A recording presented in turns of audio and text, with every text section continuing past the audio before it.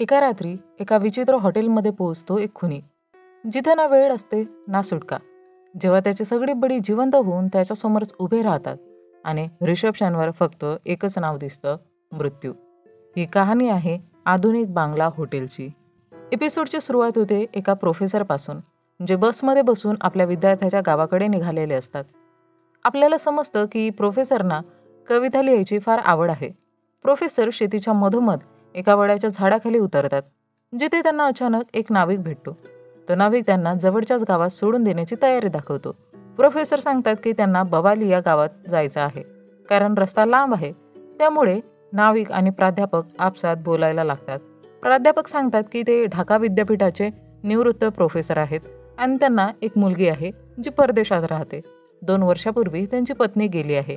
ते आपल्या मोकळ्या वेळेत बांगलादेशातील वेगवेगळ्या भागात फिरून लोककथा ऐकतात आणि आपला वेळ घालवतात.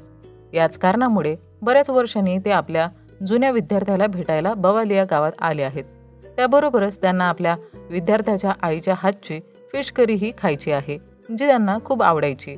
तेवढ्यात त्यांना अजितचा फोन येतो, जो त्यांचाच विद्यार्थी आहे. अजित त्यांना विचारतो की ते कुठपर्यंत पोहोचले आहेत. प्राध्यापक विचारतात की रात्रीचं सगळं ठरलंय ना. अजितही खात्री देतो की तुम्ही फक्त या, बाकी सगळं मी पाहून घेईन. प्राध्यापकांचं बोलणं ऐकून नाविक म्हणजे मांजी त्यांना बवालिया गावाबद्दल काहीतरी सांगायचं ठरवतो, पण तो वारंवार संकोच करतो. त्याचं म्हणणं असतं की त्याला बवालिया गावातून एकट्याने परत यायला भीती वाटते, कारण प्राध्यापक शहरातून आलेले असतात. त्यांना कदाचित अशा सुपरनॅचरल गोष्टींवर विश्वास नसेल, म्हणूनच कदाचित नाविक काही सांगत नाही. शेवटी संध्याकाळी प्राध्यापक बवालिया गावात पोहोचतात, जिथे अजित त्यांना नदी किनाऱ्यावर भेटतो. नाविक प्राध्यापकांना विचारतो की ते परत कधी येणार, जेणेकरून तो त्या दिवशी त्यांना परत नेण्यासाठी येईल. पण हे ऐकून अजित लगेचच म्हणतो याची काही गरज पडणार नाही, कारण या गावात बरेच नाविक आहेत. ते एका ब्लॉककार्टमध्ये बसून घराच्या दिशेने निघतात आणि वाटेत खूप गप्पा मारतात. प्राध्यापक अजितचे आभार मानतात, कारण त्याच्याचमुळे ते बवालियासारखं सुंदर गाव पाहू शकले. आणि हो, त्यांना अजितच्या आईच्या हातची फिश करी पण खायची होती. हे ऐकून अजित थोडासा घाबरतो, कारण तो मासळी बाजारातून आणायची विसरला होता. पण प्राध्यापक त्याला समजावतात की आज विसरलास तर काय झालं, मी आज परत जाणार नाहीये, पुन्हा कधीतरी खाऊ. पण अजिजला स्वतःवरच राग येतो की तो मासळी आणायचं कसं काय विसरला. त्यामुळे तो ब्लॉक कार्ड चालवणाऱ्या रसूलला सांगतो की पटकन एक मासळी घेऊन त्याच्या घरी त्याने पोचवावी. जर्नीच्या दरम्यान प्राध्यापक अजिजला एक सिगारेट ऑफर करतो, पण अजिज त्यांच्यासमोर सिगारेट ओढायला संकोच करतो. तरी प्राध्यापकांनी आग्रह केल्यानंतर शेवटी तो एक सिगारेट घेतो.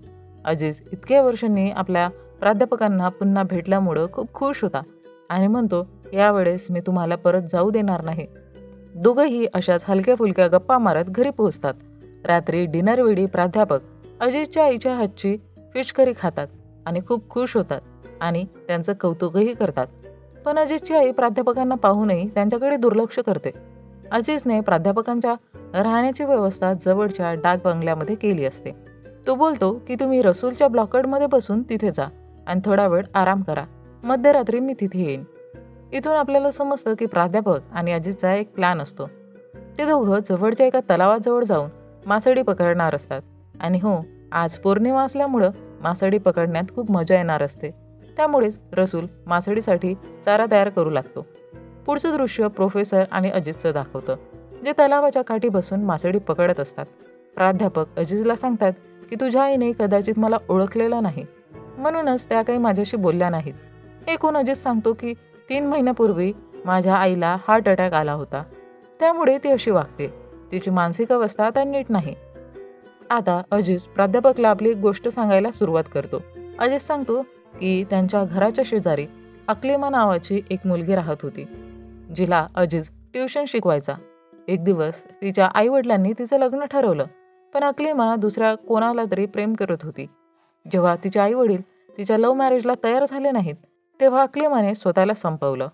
अजित तिच्या जनाजामध्ये म्हणजे अंत्यसंस्कारात गेला होता. पण 3 दिवसांनी संपूर्ण गावाने पाहिलं की अक्लिमा एका पांढऱ्या साडीत वडाच्या झाडावर बसलेली आहे. इथेच प्राध्यापक अजितचं बोलणं मध्येच थांबत म्हणतात, हो हो, आता तू म्हणशील की अक्लिमाची आत्मा तिथे अडकली आहे आणि कोणीही त्या वडाच्या झाडाखाली जात नाही. असं तर सगळ्याच गोष्टींमध्ये असतं, यात नवीन काय. पण अजित म्हणतो, नाही सर, तसं काही नाही आहे. तुम्ही माझी गोष्ट ऐका, ही गोष्ट थोडी वेगळी आहे. अजीज पुढे सांगतो की अकलिमाची आत्मा वडाच्या झाडावर दिसल्यावर गावातील मौलवी साहेब तिला पाहायला आले आणि तिच्यावर अनेक झाडफूक व झडती केल्या.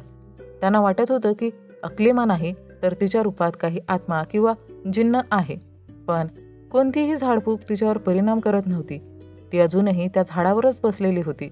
थोड्या वेळाने तिने स्वतःसाठी मिठाई मागवली. तुम्हाला माहीतच आहे, जिन्नाला मिठाई खूप आवडते. त्यामुळे सगळ्यांना वाटलं की मिठाई खाल्ल्यावर कदाचित तिची आत्मा मुक्त होईल. पण तसं काही झालं नाही. उलट ती झाडावरून खाली उतरली आणि आपल्या घराच्या ओसरीवर जाऊन झोपली. आणि जेव्हा ती उठली तेव्हा ती पुन्हा सामान्य झाली होती. फक्त एवढा फरक होता की ती कोणाशीही बोलत नसे. ही सगळी गोष्ट ऐकून प्राध्यापक म्हणतात, असं काही असू शकत नाही. मरणारा माणूस परत येणार नाही, म्हणून मी या गोष्टीवर विश्वास ठेवू शकत नाही. पण अजीज म्हणतो ही गोष्ट पूर्णपणे खरी आहे, कारण गेल्या 6 महिन्यात 13 मृत माणसं त्यांच्या कबरीतून बाहेर आली आहेत. आणि आज आपण ज्या ब्लॉक कार्डने आलो आहोत त्याचा ड्रायव्हर रसूलही त्या मृत लोकांपैकी एक आहे. अजीज इथे एक पुरावा देतो की आपण संपूर्ण प्रवासात रसूलला एकही शब्द बोलताना ऐकला नाही. खरं तर जर नीट लक्ष दिलं असेल तर रसूलने ब्लॉक कार्डचं भाडंही घेतलं नाही. प्राध्यापक मग अजीजला विचारतात की त्याने या साऱ्या घटनांविषयी कुठेही न्यूजमध्ये का सांगितलं नाही, कारण ही एक फारच असामान्य घटना आहे. खरं तर जेव्हा कधी मृत लोकांच्या पुनरुत्थानाची गोष्ट होते तेव्हा सर्वप्रथम लोकांच्या मनात येशू ख्रिस्तांचं नाव येतं आणि त्यानंतर पहिल्यांदाच असं काही घडतंय. अजीज म्हणतो की तो बाहेरच्या जगाला कधीच ही गोष्ट सांगणार नाही, कारण असं केल्याने त्याच्या गावाचं हे वरदान कदाचित नष्ट होईल. म्हणजेच ही तर चांगली गोष्ट आहे ना की मरणारे लोक पुन्हा जिवंत होत आहेत, गावात परत येत आहेत आणि त्यामुळे गावात कधीही शोक किंवा दुःखाचं वातावरण राहत नाही. पण प्राध्यापकांचं मत वेगळं असतं. ते अजीजवर दबाव आणायला लागतात की गावात संशोधन व्हावं आणि जर अजीज कुणाला बोलावणार नसेल तर प्राध्यापक स्वतः युनिव्हर्सिटीमधून लोकांना बोलावून इथे संशोधन करतील. हे ऐकताच अजीज म्हणतो, मी तुम्हाला असं करू देणार नाही. मी या गावाचा सुपुत्र आहे आणि हे गाव वाचवणं माझी जबाबदारी आहे. प्राध्यापकाला वाटतं की सुरुवातीपासूनच अजीजच्या बोलण्यात काहीतरी संशयास्पद नक्कीच होतं. बोटवाल्याजवळ त्याने सांगितलं होतं की प्राध्यापकाला गावातून परत जाण्याची गरज पडणार नाही आणि आज त्याने प्राध्यापकाला आवर्जून मासेही खाऊ घातले. जणू काही ती प्राध्यापकाची शेवटची इच्छा होती. तेवढ्यात त्यांचा मासेमारीचा काटा हलायला लागतो आणि अजीज तिकडे लक्ष देतो. त्या क्षणी प्राध्यापक पळून जाण्याचा प्रयत्न करतात, पण अजीज आपली फिशिंग हुक प्राध्यापकाच्या तोंडात अडकवतो, ज्यामुळे प्राध्यापक एका ठिकाणी अडकून राहतात. आणि मग अजीज आपली खरी ओळख उघड करतो. तो सांगतो की त्याने प्राध्यापकाला इथे जेवायला बोलावलं नव्हतं, तर आज प्राध्यापकच एक जेवण बनणार होतं. होय मंडळी, त्या जंगलात समोरून ते सर्व मृत लोक पांढरे चोगे घालून प्रोफेसर समोर येतात आणि अजीज उघड करतो की प्रत्येक पौर्णिमा रात्री या मृत लोकांना एक बडी हवा असतो आणि आजचा बडी म्हणजे प्राध्यापक. त्या मृत लोकांमध्ये अजीजची ही आई होती. अजीज हसत म्हणतो, मी तुम्हाला फक्त एकच खोटं सांगितलं की माझी आई हार्ट अटॅकमुळे वाचली, पण खरं तर ती हार्ट अटॅकमध्ये मरण पावली होती. म्हणजे गेल्या 9 महिन्यांपासून ती मरण पावलेली आहे, पण तरीही एक सामान्य माणसांसारखं जीवन जगत आहे. याचा अर्थ असा की या गावात सगळे लोक मरणानंतर पुन्हा जिवंत होतात. हे सगळं पाहून प्राध्यापक इतके घाबरतात की ते त्या हुकमध्ये अडकलेल्या अवस्थेत एका मासळीसारखे तडफडत तळ्यात उडी मारतात. इथे एक प्रकारची आयरनी दिसते. आपण मासे पकडतो आणि आज प्राध्यापक स्वतःच एक मासा बनून शिकार झाले. ते अज्ञात मृत जीव प्राध्यापकाच्या मागे लागतात आणि अजीज वेड्यासारखं हसतो, पण त्याच्या डोळ्यात दुःखही असतं. हे सूचित करतं की तो हे सगळं करूनही खूप आनंदी नाही, पण त्याला समाधान आहे की त्याने आपल्या गावचं गुपित बाहेर जाऊ दिलं नाही. आणि एपिसोड 1 इथेच संपतो. तर मंडळी, ही होती पहिल्या भागाची कहाणी. एक साधी पण प्रभावी गोष्ट. ही कथा आहे विश्वासघाताची, जिथे एक विद्यार्थी आपल्या शिक्षकाला फसवतो आणि संपवतो, फक्त गावचं रहस्य जपण्यासाठी. आणखी एक गोष्ट लक्षात येते की जे मृत लोक परत येतात तेही फक्त एक बडी मिळाल्यावरच शांत होतात. जर तुम्हाला ही कहाणी आणि तिचा ट्विस्ट आवडला असेल तर नक्की कमेंटमध्ये सांगा. आता आपण पुढच्या एपिसोडकडे वळूया. कथेची सुरुवात होते रफिक नामक माणसापासून. रफिक रात्री आपल्या खाटेवर झोपलेला असतो. तेवढ्यात बाहेर वादळ सुरू होतं. विजा कडकडायला लागतात. रफिक उठतो आणि खिडकी बंद करतो. मग तो आपल्या मुलाला जवळ घेतो आणि झोपवतो. त्याचवेळी मुख्य दरवाजातून काही आवाज येतो, म्हणून रफिक ते तपासायला जातो. नंतर त्याला स्वयंपाकघरातून भांड्यांची खणखण ऐकू येते. तो चोरपणे दाराच्या कडून डोकावून पाहतो. त्याची बायको तिथे स्वयंपाक करत असते. तो तिला विचारतो, अर्ध्या रात्री तू काय करत आहेस? त्यावर त्याची पत्नी म्हणते, मी उद्या दिवसा इथे नसेन, म्हणून तुझ्यासाठी आता मटण करी बनवत आहे. असं म्हणताच तिच्या डोळ्यात एक चमक दिसते. हे पाहून रफिक घाबरून मागे पडतो, पण मागे त्याला त्याची खरी पत्नी दिसते, जी त्याला शांत करते आणि परत खोलीत घेऊन जाते. आता ही गोष्ट खूपच गोंधळात टाकणारी आहे, कारण मग स्वयंपाकघरात रफिकने पाहिलेली ती बायको कोण होती? ती त्याची खरी पत्नी नव्हती का? किंवा दुसरी काही एंटिटी होती? हे पुढे जाऊन समजेलच. पुढच्या दिवशी सकाळी रफिक आपल्या पत्नी आणि मुलाला त्यांच्या माहेरी सोडायला जातो. त्यांच्या संवादावरून कळतं की ही ट्रिप त्यांनी आधीच प्लॅन केली होती. मुळात रफिकलाही त्यांच्यासोबत जायचं होतं आणि काही दिवस तिथेच राहायचं होतं. पण शेवटच्या क्षणी ऑफिसचं काही महत्त्वाचं काम आल्यामुळं तो जाऊ शकला नव्हता. त्याची पत्नी म्हणते, मग मी सुद्धा जात नाही. पण त्यांचा मुलगा खूप एक्सायटेड असतो, म्हणून रफिक तिला म्हणतो, तू तरी जा.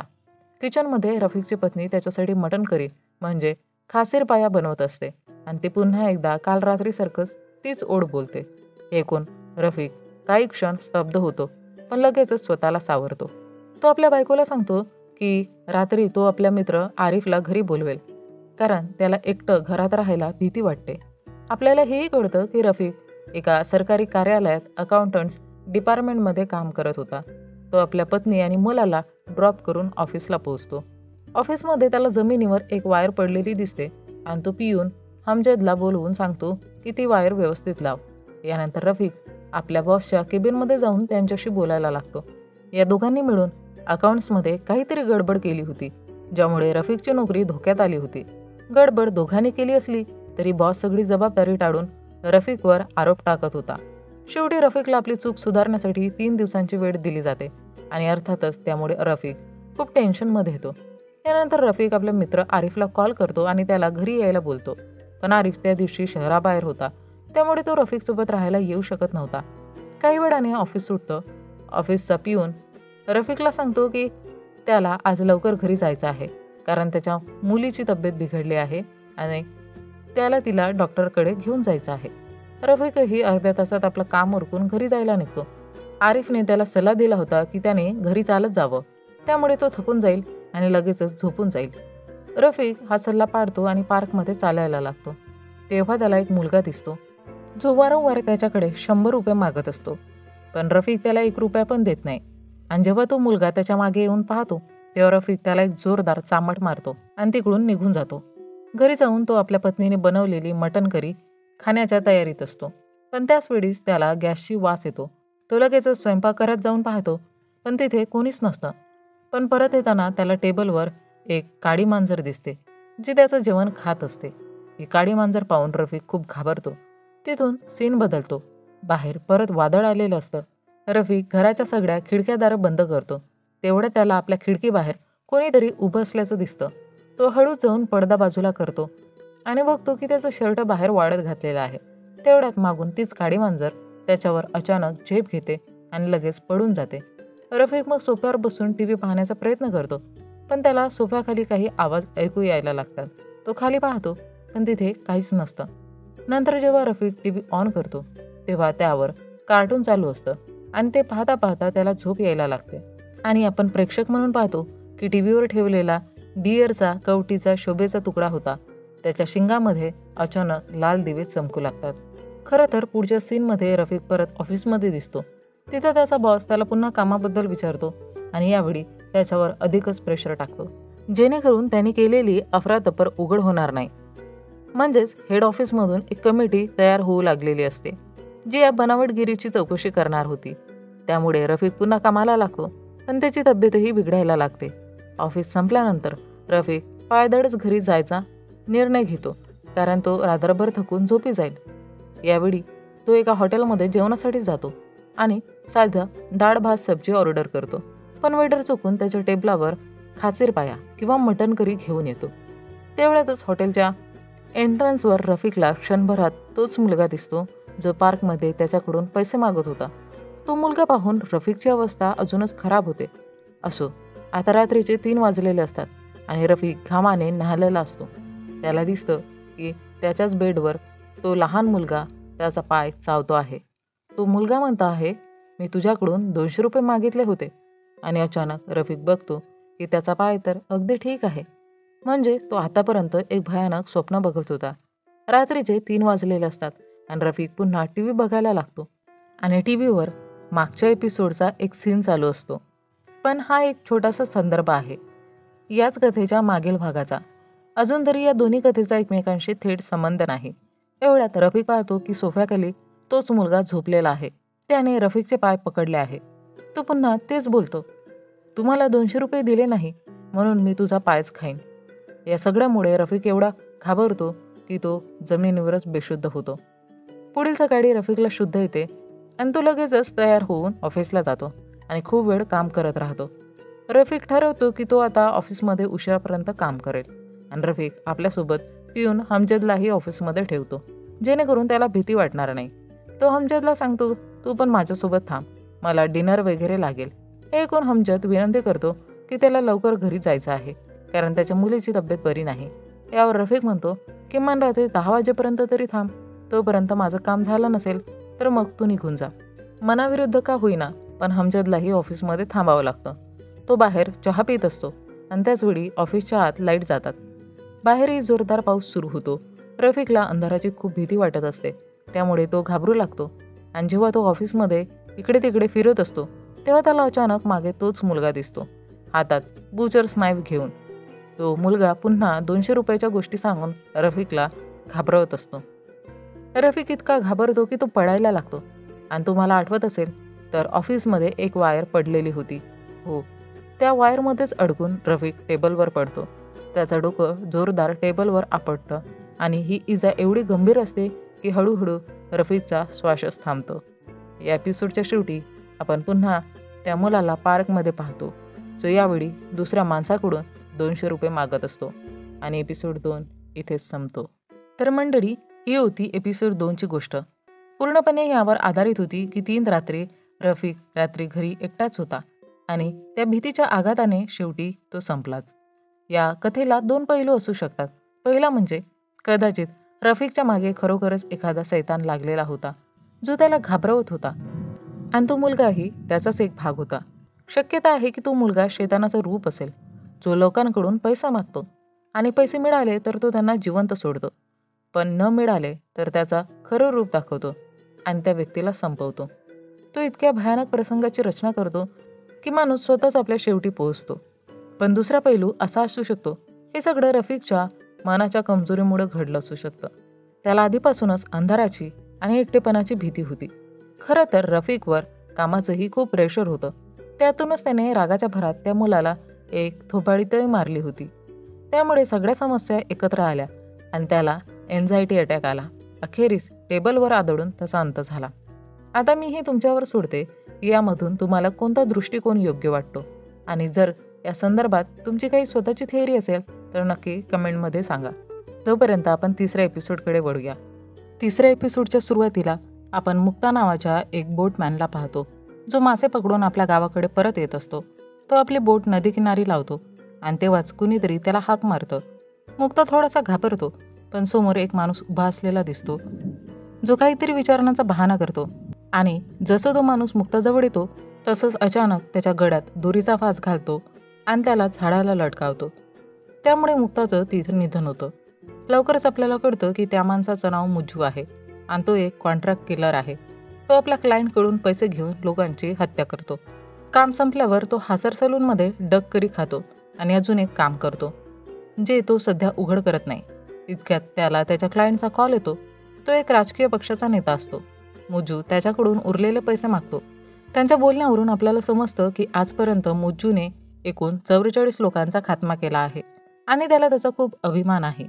याच क्लायंटकडून त्याला एक नवीन टास्क किंवा मिशन मिळतं, आणखी एका व्यक्तीला संपवण्याचं, आणि हा टास्क किंवा काम उद्याच होणार असतं. तर आता मुज्जू गावात पुढे जाऊ लागतो आणि त्याला एका मुलीचा आवाज ऐकू येतो. ती मुलगी खूपच सुंदर असते आणि खूप सुंदर गाणं गात असते. मुज्जू तिच्या आवाजाने आकर्षित होतो आणि तिच्याकडे चावट नजरेने पाहू लागतो. तेवढ्यात त्या मुलीची आई येते. मुज्जू तिला सांगतो की तो तिच्या मुलीचा सुंदर आवाज रेकॉर्ड करून शहरातल्या एका मोठ्या म्युझिक प्रोड्युसरला दाखवू इच्छितो, कारण त्याच्या मते ती मुलगी खूप छान गाते आणि एक मोठी गायिका बनू शकते. मुज्जू त्या मुलीला नोटांचं बंडल देऊन बोलतो की आज रात्री त्याच्यासाठी डक करी बनवावी, जेणेकरून त्यालाही तिच्या आईच्या हातचं जेवण जेवता यावं. ही महिला फार गरीब घरची असते आणि खूप दिवसांपासून तिने नीटचं जेवणही केलं नसतं. त्यामुळे ती पैसे स्वीकारते आणि त्याला रात्रीच्या जेवणासाठी घरी बोलावते. तरीही ती मुलगी तिच्या आईला ओरडते की ओळख नसलेल्या अनोळखी माणसाला घरी बोलवून त्याला दावत देणं कितपत योग्य आहे. पण आईने पैसे घेतले असल्यामुळे संध्याकाळी मुज्जू येतो, जेवण करतो आणि नंतर विचारतो की तो आजची रात्र इथं राहू शकतो का. तेव्हा ती बाई सांगते की त्यांच्या घरी फक्त एकच खोली आहे, जिथे आई आणि मुलगी दोघी झोपतात, त्यामुळे तो इथे राहू शकत नाही. पण मुज्जू म्हणतो की तो अंगणातच झोपेल, काही अडचण नाही. मध्यरात्री मुज्जू उठतो आणि त्या आई मुलीच्या खोलीत जाऊन त्यांच्यावर अत्याचार करतो आणि शेवटी त्यांची हत्या करून निघून जातो. तर आता तुम्ही समजू शकता की मुज्जू ज्या लोकांना मारतो त्याच्या मागे किती भयंकर विकृती दडलेली आहे. आता मुज्जू बस स्टँडजवळ बसून आपला वेळ घालवत असतो. तेवढ्यात एक मुलगा त्याच्याकडे पिस्तूल आणि बाईक घेऊन येतो, कारण तुम्हाला आठवत असेल आज त्याला आणखी एक मोठं काम करायचं होतं. मुज्जू थेट एका राजकीय पक्षाच्या मुख्यालयात पोहोचतो. त्याचं काम असतं तिथल्या चेअरमनला संपवणं. मुज्जू चेअरमनच्या मागोमाग वॉशरूममध्ये घुसतो आणि त्याच्यावर गोळ्यांचा मारा करतो आणि बाहेर निघून जातो. मुज्जू तिथून पडून जाणारच असतो, पण चेअरमनचे 2 माणसं त्याला पाहून त्याच्या मागे लागतात. मुज्जू बाईकवर बसून पडून जाणारच असतो. तेवढ्यात त्याच्यावर मागून गोळीबार होतो, पण कसं तरी तो बाईक घेऊन तिकडून निसटतो. पडता पडता मुज्जू बराच दूर येतो आणि त्याला धुसर दिसायला लागतं. पण थांबणं शक्य नव्हतं, म्हणून तो बाईक चालवतच राहतो. अखेरीस तो एका आधुनिक बंगल्यासारख्या हॉटेल टाईप ठिकाणी पोहोचतो आणि ठरवतो की आजची रात्र तो इथेच घालवेल. तो रिसेप्शन काउंटरवर जाऊन रूम बुक करतो. रिसेप्शनिस्ट त्याचं नाव विचारतो, तर तो सांगतो की त्याचं नाव मृत्यू आहे. हे ऐकून मुज्जू थोडा चकित होतो. मुज्जू आपल्या रूममध्ये जाऊन आराम करू लागतो. तेवढ्यात दारावर कोणीतरी नॉक करतं. बाहेर तोच रिसेप्शनिस्ट उभा असतो, जो त्याला रात्रीच्या एका पार्टीसाठी हॉलमध्ये आमंत्रित करतो. मुज्जू जायचं नाही असं म्हणतो, पण शेवटी ठीक आहे मी येईन, आणि मृत्यू त्याला सांगतो की तिथे बंदूक नेण्याची काही गरज नाही आणि सगळे लोक हार्मलेस आहेत. मुज्जू खाली जातो आणि बघतो की सगळे लोक ड्रिंक्स घेत आहे आणि असं वाटत होतं की इथे मास्क पार्टी सुरू आहे. मुज्जू ही ड्रिंक घेतो आणि तिथे त्याला मेन सिंगर तीच गाणं गाताना ऐकू येते, जे त्याने याआधी त्या मुलीकडून ऐकलं होतं. आणि तुम्हाला आठवत असेल मी कोणत्या मुलीबद्दल बोलते. जेव्हा मुज्जू तिच्यासमोर जातो, ती सिंगर आपला मास्क काढते. हे पाहून मुज्जू हादरतो, कारण ती तीच मुलगी असते, म्हणजे त्याची जुनी विक्टीम. मग त्याला मागे तोच नेता दिसतो, ज्याला त्याने काही वेळापूर्वीच संपवलं होतं. खरं तर त्याला इथे मुक्ता देखील दिसतो, ज्याला आपण एपिसोडच्या सुरुवातीला पाहिलं होतं. म्हणजे मंडळी, ही पार्टी काही साधी पार्टी नव्हती. खरं तर इथे मुज्जूचे सगळे विक्टीम एकत्र आले असतात आणि ते सगळे त्याच्याकडे संतापाने बघत असतात. हे पाहून मुज्जू खूपच घाबरतो. तो या पार्टीमधून पळून जाण्याचा प्रयत्न करतो, पण दरवाजा बंद झालेला असतो. इथे एक साईनबोर्डही असतो, ज्यावर लिहिलेलं असतं, जो एकदा आत येतो तो बाहेर जाऊ शकत नाही. तेव्हा मुज्जू मृत्यूला गन पॉईंटवर घेतो आणि त्याला मुख्य गेट उघडायला सांगतो. पण रिसेप्शनिस्ट त्याला बोलतो की कदाचित तुला अजून सगळं नीट समजलेलं नाही. आणि त्याचवेळी मुज्जू आपल्या पोटावर एका गोळीचा जखम पाहतो आणि इथून कथा भूतकाळात जाते. आपण पाहतो की मुज्जू जेव्हा नेत्याला मारून पडत होता, तेव्हा त्या नेत्याच्या माणसाने त्याच्यावर गोळीबार केला होता आणि त्यातच एक गोळी त्याच्या पोटाला लागली होती. त्या क्षणी मुज्जू परिस्थितीच्या दडपणात बाईक घेऊन पडून गेला होता, पण पडता पडता त्याची तब्येत बिघडायला लागली होती. तुम्हाला आठवतच असेल, त्याची वाटेत दृष्टी धुसर वाटायला लागली होती. याचा अर्थ त्या जखमेने त्याचा मृत्यू झाला होता, म्हणजे त्याचवेळी मुज्जू मेला होता. आणि आता आपण जे काही पाहतोय ते त्याचं आफ्टर लाईफ आहे. या आफ्टर लाईफमध्ये त्याला त्याचे सगळे पीडित लोक दिसतात आणि आता मुज्जू याच ठिकाणी राहणार आहे, आपल्या कर्मांबद्दल पश्चाताप करत. खरं म्हणजे हे हॉटेल कुठलंही सामान्य हॉटेल नाही. हे एक प्रकारे नरक आहे, जिथे मुज्जूला शिक्षा मिळते आणि जिथून तो कधीही सुटू शकत नाही. म्हणूनच इथे बंदूक, गोळी काहीच उपयोगाचे नाहीत. आणि जर तुम्ही लक्ष दिलं असेल तर रिसेप्शनिस्टचं नाव होतं मृत्यू, कारण माणसाने कितीही काही केलं तरी शेवटी त्याला मृत्यू येतोच आणि त्यानंतर सुरू होतो त्याचा आफ्टर लाईफचा प्रवास. सकाळी पोलिसांना मुज्जूची लाश सापडते. ती त्याच हॉटेलजवळ मिळते. पण खरा ट्विस्ट म्हणजे तिथे खरं तर कोणतंही हॉटेल नव्हतं. ते तर एक खंडर होतं. तर मंडळी, तिसरी कथा खूप साधी होती. तिला फार एक्सप्लेन करण्याची गरज नाही. कारण हे स्पष्टच आहे की संपूर्ण गोष्ट आफ्टर लाईफवर आधारित आहे. मी यामध्ये अगदी स्पष्टपणे सांगितलं आहे की मुज्जू कसा मरण पावला आणि त्याच्या मृत्यूनंतर त्याच्या आत्म्याचं काय झालं. हा एपिसोड आपल्याला हेच दाखवतो की आपण माणूस म्हणून जे काही कर्म करतो त्याची शिक्षा आपल्याला नक्की मिळते. म्हणजे चांगलं कर्म कराल तर चांगलं फळ मिळेल आणि वाईट कर्म केल्यास शेवटी वाईट भोगावंच लागेल, तेही आफ्टर लाईफमध्ये. तर मंडळी, ही संपूर्ण सिरीज सरीफुल हसन यांच्या एका शॉर्ट स्टोरीवर आधारित आहे. मालिकेतील कथा साध्याच आहेत. जर तुम्हाला व्हिडिओ आवडला असेल तर कृपया व्हिडिओला लाईक करा, शेअर करा आणि जर तुम्ही आमच्या चॅनलवर नवीन असाल तर सबस्क्राईब करायला विसरू नका.